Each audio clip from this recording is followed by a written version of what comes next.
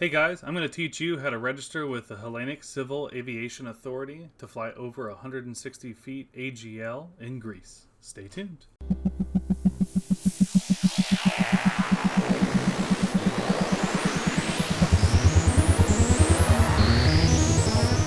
Alright, so what we have here is the Hellenic Civil Aviation Authority website. That is HCAA.gr.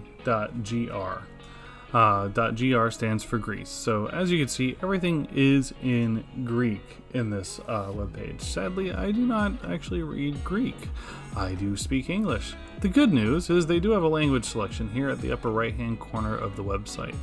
So you start off by clicking there, and then you should see EN, which is going to be for English. It'll then reload the webpage. Wait for that to go through.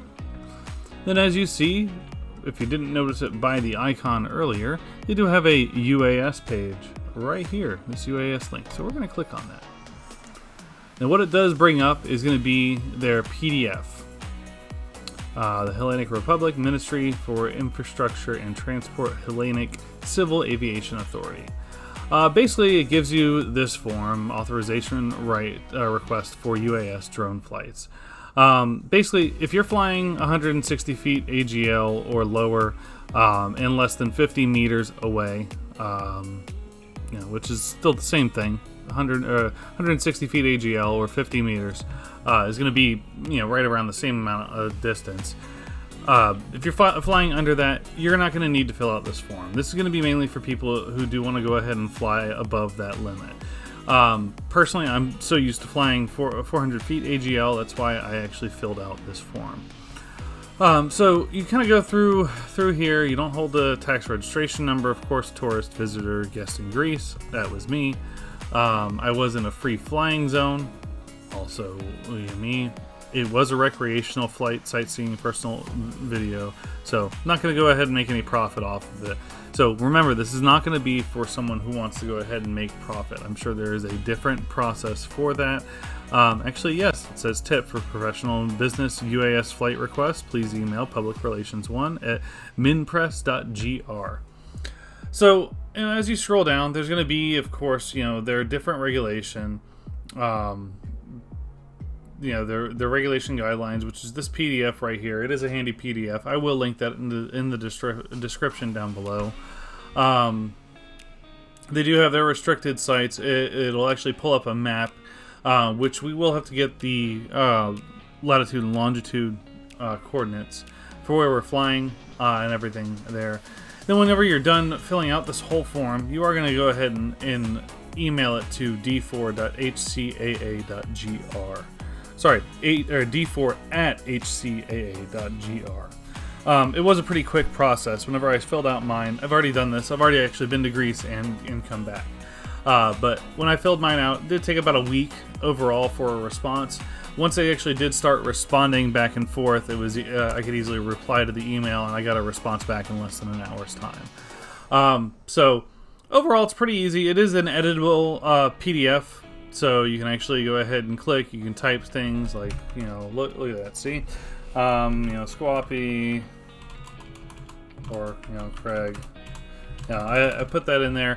They do ask since I am going to be since I was out from out of the country, my passport number, which I did, my nationality, the address while staying in Greece. Honestly, I wasn't staying in Greece. I was actually on a cruise ship. I just put the cruise ship, and they were perfectly fine.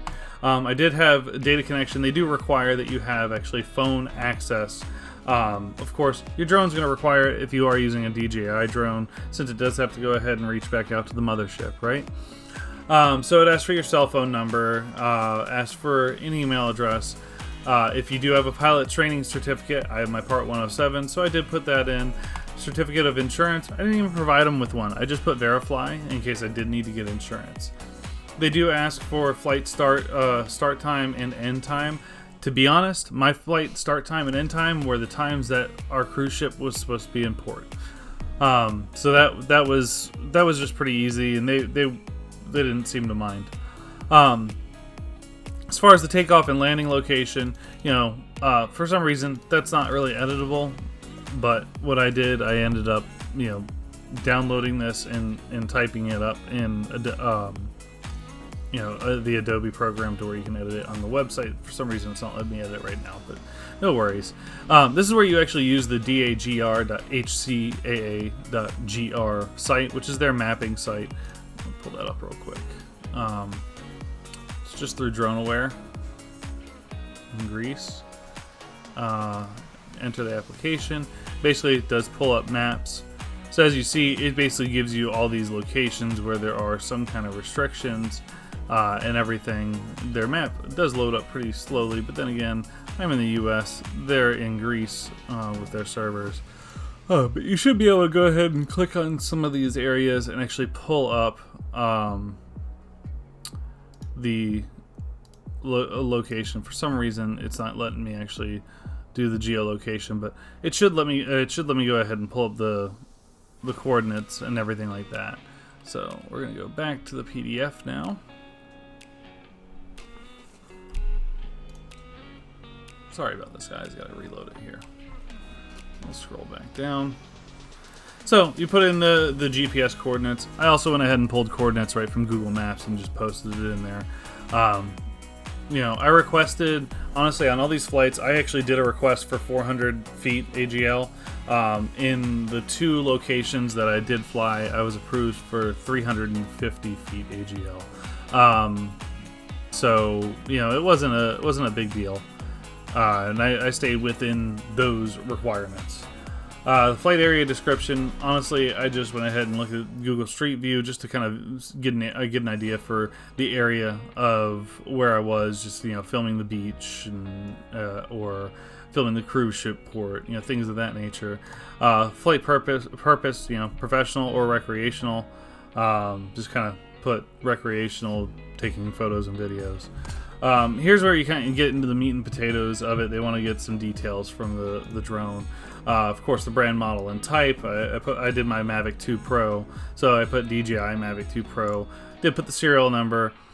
So this is actually going to be the weight of the drone itself. I went based off of what is on the DJI website. I think it was like 907 kilograms. Geofencing was the DJI app. My UAS registration number, honestly, I just put my FAA registration number. This number 5 I did leave blank because it is the same. Then I ended up printing this out and signing this area right here for the signature. After that, I ended up copying the whole thing back, scanning the whole thing back in, and sent this over to the d4.hcaa.gr. After all was said and done, I did get an approval. Let me see if I can actually pull that up here. So here's my one of my approved ones here. So this was actually on the 23rd of August. This one was in Kataklon, Greece. So as you see, they responded back. They reviewed it on the 8th of September. Gave me the maximum altitude height of 350 feet AGL, and they did approve it. They have the signature, the stamp, all of that. So basically what I did print this out and just had this with me just in case I was asked any questions at customs, which honestly I wasn't. They don't want you to go ahead and flight towards any archaeological, nature protected, military or security facilities, which is perfectly understandable. Free flying zones, which I was in each time.